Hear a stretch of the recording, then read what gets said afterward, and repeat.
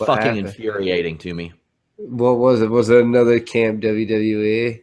That was fucking gross. That was horrible. Who What wrote didn't that? you Who like? wrote that? Seth Green. That guy should What be didn't you taken like out about that? back and beaten to death. What's that? What didn't you like about Camp WWE? What do you mean? You know what it was? It was just very poorly written. Like the animation wasn't bad.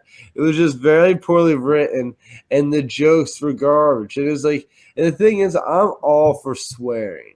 I love a good swear, especially in a cartoon. It adds it's cartoon swearing, whatever. But at the same time, there was unnecessary swearing in that show. Like no joke, no punchline, no nothing. Just say the F or say fucking shit and whatever. And they were saying it for no reason, no jokes, and that made me upset because it wasn't even like it was just like excessive swearing for no reason. And then after that, you could tell like they're like, well, no swearing at all. And I'm like, well, no, that's not what you do. You need to go in the middle, Yeah. You need good Make it jokes. mean something. You got to tell a story. You guys, Vince, you should know all about this. Tell Seth Green to tell a story, not just to get his shit in with the swear words. I like that. It's just like any wrestling match. You have to make the high spots mean something. Cursing is a high spot in cartoons. That's you can't all just I'm bombard saying. people with high spots. You got to hit a couple arm drags and drop kicks before you hit a dive over the top. This could start a Fightful feud. Who has the best hair, Matt Riddle or Elias Theodorou? Who's Elias Theodorou? Oh man, well, you should know who the hell he is. He's our Tuesday Fightful MMA co-host, but he is a UFC fighter. Now I know you don't follow a lot of UFC now. I think he's like 5-1 in the UFC. I think. And he's still in the UFC? Yeah, they don't cut everybody who has a winning record, if you believe that. Shit. He's 4-1 in the UFC. Also, he won 2 fights on the Ultimate Fighter. So he's like 6-1. He fights in a couple weeks. But let me show you what you're going up against here, buddy. Let me see. This is what you're battling here. Look at those locks. Whoa. Holy He's got shit. a Pert Plus sponsorship. I think he's got me beat. Man, sometimes you just got to know when your time has come. And that man's got some locks. He's got some locks. Nothing against yours. I think, hey, ain't nothing wrong with silver. Oh, man. Nothing wrong with so. I was not expecting you to pull up a stallion like that with hair like that. I thought I had this motherfucker in the back. Who's booking the talent for this crew? Because they just love good hair, I'm guessing. Apparently, yes. Well, except for me. Listen, we got a bald guy on Mondays. My hair's really fine. I can't grow out my hair. It's like cat I wonder hair. how much Pert Plus he really uses, because I barely use any shampoo or conditioner, and that's how I keep my hair stallion. Look at this. Look at that guy. That's how much he uses. 6 bottles, perhaps. And look, here's a brilliant one. He calls it the main event. Get it? I get it. The guy's a showman. Yeah, he's a big pro wrestling fan, too. I could imagine. The guy's got it. 5-1. Keep going, bro. I know who you are now. Me and Dustin had a great match. No, I'm kidding. Yeah, I know what you're talking about. Yeah, Joey Styles, bro. I know what you're talking about, dude.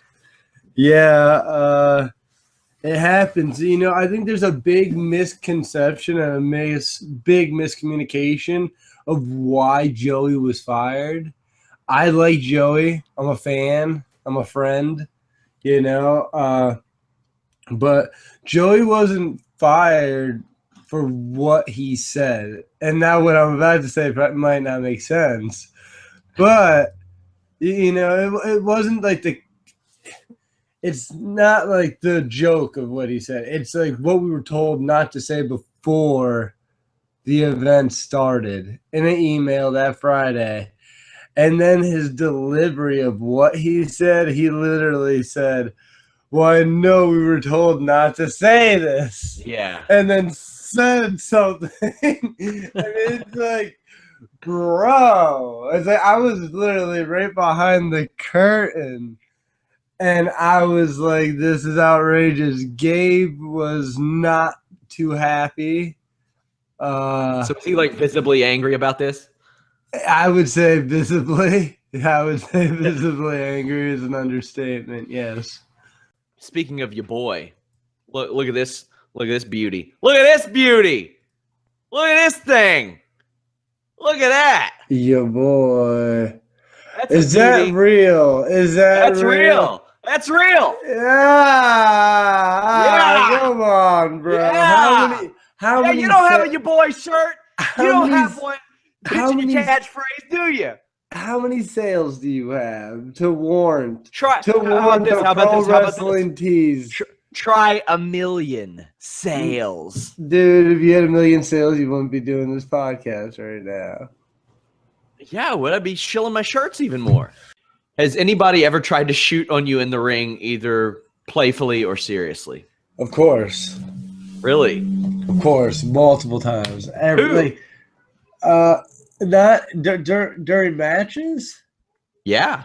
I would say like Gulak, whenever that's why like matches with Gulak, I only had one, but it was like pretty good early on in my career because he would just be like, fight me, and I'd just beat him up, and then he'd start fighting back, and stuff like that, rather than like, here's the spots, Yeah. And then yeah. So how do you feel about that? Do you like it? Do you take it as I personally prefer that. I'd rather kind of shoot back and forth, and like this weekend I'm wrestling David Starr at CZW, and there's I'm not calling like anything. I'm just gonna go out there and because I watched our last match, and the only parts of the match I didn't like was when we were actually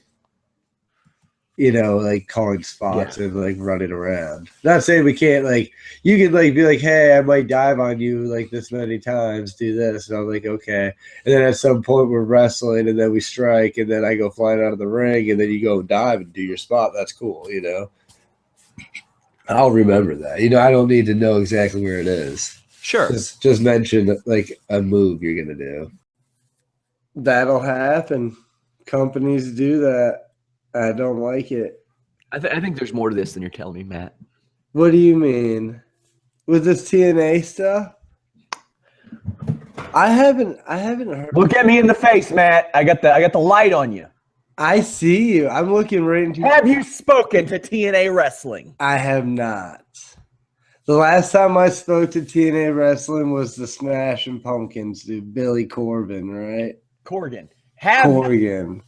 Have you shared a meal with Jeff Jarrett? No. I'm literally about to fly to Germany in literally a couple hours. Have you been gifted one of these laser engraved guitars? No, you're the only guy with the laser guitar on the show. I am not the only one. Those things are sounding like crazy. Right after I bought it, they had Jeff come in and sign a bunch of them. And after I bought that one for $30, they're now selling for 180. Stop it. Stop it. There's stop. Undertaker is back. I know. I see saw that? He made a SmackDown appearance, right, on the 900th episode, and said that he is back. I was now, like, is he working? Damn. Is he working dark show, house shows and stuff like that? I don't know about that. He got on the mic and he said, I don't want to make WrestleMania define me. And I thought that was going to mean, hey, I'm not wrestling anymore at WrestleMania. Instead, he goes, no, I'm back. I'm digging great, or digging holes and taking souls, is what he said. Digging holes.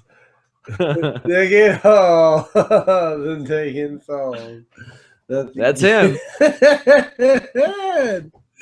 The guy's got it. He still got it. He still got it. Jesus Christ, Matt. That's actually what the crowd chanted at him.